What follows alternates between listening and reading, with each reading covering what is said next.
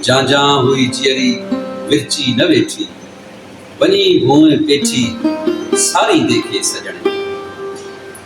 PTV जे हिकिड़े ड्रामे में जी ज़रीना बलोच जे आवाज़ में हिकिड़ो गीत हलंदो हुयो त असीं माण्हू लाड़ जा दरिया जे पछाड़ जा, उतरड़ो थो लॻे, तोसी मुंहिंजो झेड़ो, तोसी मुंहिंजो मेड़ो, तो बिन मुंहिंजो राणल हीअड़ो ना लॻे।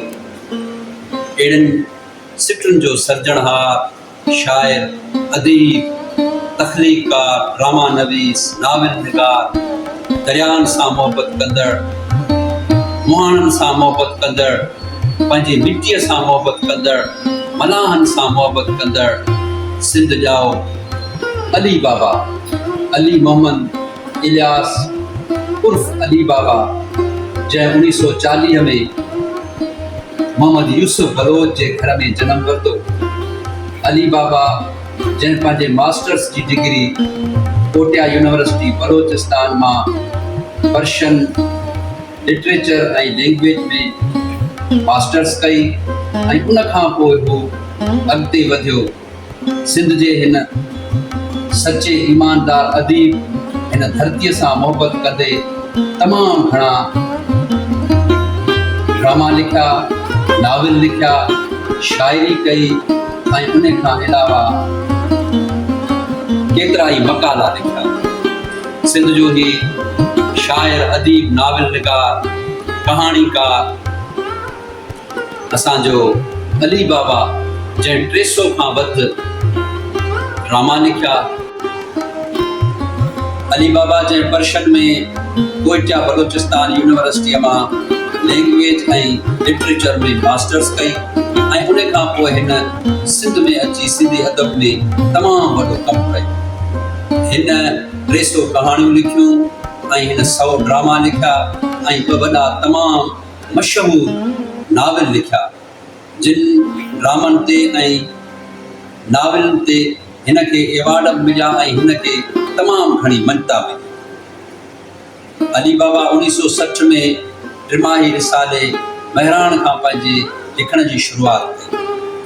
अली बाबा जे कहाणियुनि जो किताब 1983 में धरती ठिकाणा ऐं 1984 में आयल ॾे ओलाणिया ऐं उन खां पोइ वरी 1994 में मुंहिंजूं कहाणियूं, इहे हिन जा 3 किताब मजमुआ जेके हुयासीं छपाया विया ऐं उन खां पोइ मुंहिंजूं कहाणियूं जेको किताब हुयो उनखे 2007 में रोशनी पब्लिकेशन तरफ़ां ॿीहर छपायो वियो।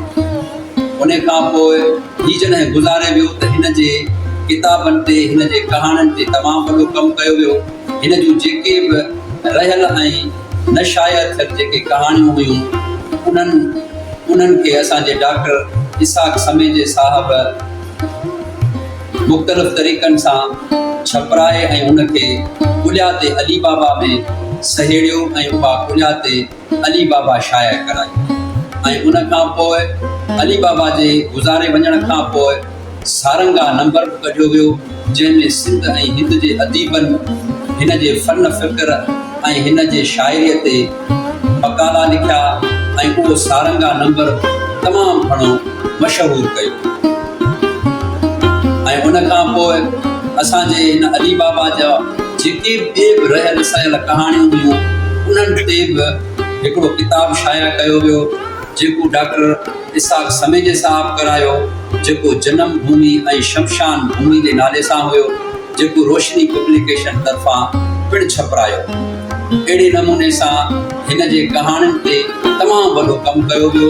असांजी शाह अब्दुल लतीफ़ यूनिवर्सिटी ऐं असांजी कराची यूनिवर्सिटीअ में बि हिन जे कयल कम ते, कहाणियुनि ते ऐं हिन जे नावलनि ते MPhil बि कराई वई ऐं उन्हनि ते कमु कयो। अली बाबा जंहिं तमामु वॾो बहितरीनु नाविल मुअनि जो दड़ो लिखियो। मुअनि जो दड़ो नाविल जेको पहिरीं सभ खां अॻ में रूह रिहाण रिसाले में किस्तवार छपबो हुयो ऐं उन खां पोइ वञी यूनिट में जॾहिं रूह रिहाण रिसाले ते पाबंदी लॻी, सिंध जे हिन बेबाक सचे ईमानदार नाविल निगार कहाणीकार अदीब जंहिं पंहिंजे धरतीअ सां मोहबत कंदे हुअनि जे दड़े ते बि नाविल लिखियो जंहिं तमामु घणी मशहूरी माणी। हुअनि जो दड़ो नाविल जेको सभ खां पहिरीं किश्तवार रूह रियाण मैगज़ीन में छपंदो हुयो ऐं उन खां पोइ जॾहिं रूह रियाण ते वरी यूनिट में पाबंदी लॻी त उन खां पोइ उहो ई हुअनि जो दड़ो नाविल जेको असांजी नई ज़िंदगीअ में किश्तवार छपजणु लॻो ऐं पोइ हुनखे हिकिड़ी किताबी शिकिल ॾिनी वई ऐं हुनखे छपायो। उन खां पोइ सिंधबाद नाले हिकिड़ो ॿियो नाविल हिन लिखियो, उन बि तमामु घणी मशहूरी माणी। अली बाबा जेको तमामु वॾो बहितरीनु ड्रामा राइटर हुयो, संदसि ड्रामो दुगीअ मंझि दरिया जंहिं तमामु वॾी मक़बूलियत माणी, जंहिंखे चाइना में 3 नंबर पोज़ीशन ॾिनी वई ऐं उन ड्रामे असांजे सिंध ऐं असांजे पाकिस्तान जो तमामु वॾो नालो कयो ऐं उन खां पोइ अली बाबा खे पाकिस्तान गवर्नमेंट तरफ़ां हुस्ने कारकर्दगी जो एवॉर्ड पिणु ॾिनो वियो जेको हुन ठुकराए छॾियो। अली बाबा जेको हिकिड़ो बहितरीनु अदीब हुयो, जेको हिन दौर जे अदीबनि वांगुरु दरबारी ऐं उन खां पोइ बेवकूफ़ सहाफ़ी बेवकूफ़ अदीब कोन हुयो ऐं हुन पंहिंजे कलम खे कॾहिं खपायो।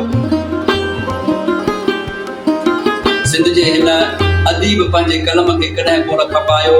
हाणोके अदीबनि वांगुरु पंहिंजे कलम खे खपाए हुन सरकारी सीटूं कोन वरितियूं, सरकारी वज़ारतूं कोन वरितियूं, पर ही पंहिंजे तरीक़े सां हिन सिंध लाइ, हिन क़ौम लाइ ऐं हिन धरतीअ लाइ लिखंदो रहियो ऐं हिन सदाई महिनत में गुज़ारियो।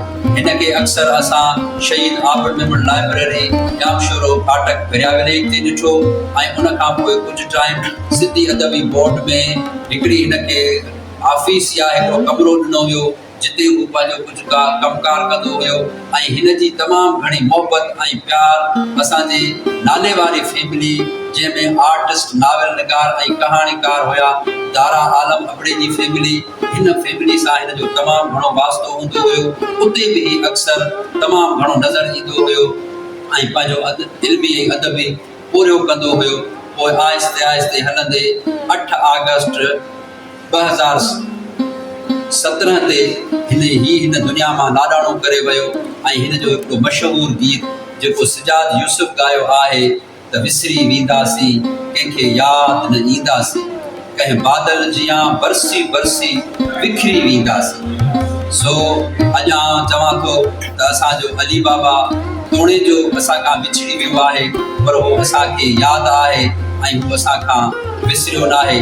अॼु हुनजी 7वीं वरसी आहे ऐं सॼी सिंध हुनखे यादि करे पई ऐं मां हिन वक़्तु सिंधाराजी में बीठो आहियां ऐं ही हुनजा किताब आहिनि जेके हिते तव्हां ॾिसी सघो था। रोज़मर्रा में इस्तेमालु थींदड़ शयूं आहिनि जेके हू इस्तेमालु कंदो हुयो ऐं ही हिकिड़ो बहितरीनु ऐं हिकिड़ो स्कॉलर माण्हू हुयो ऐं हू सिंध सां मोहबत कंदड़ अदीब हुयो, शाइर हुयो, नाविल निगार हुयो ऐं कहाणीकार।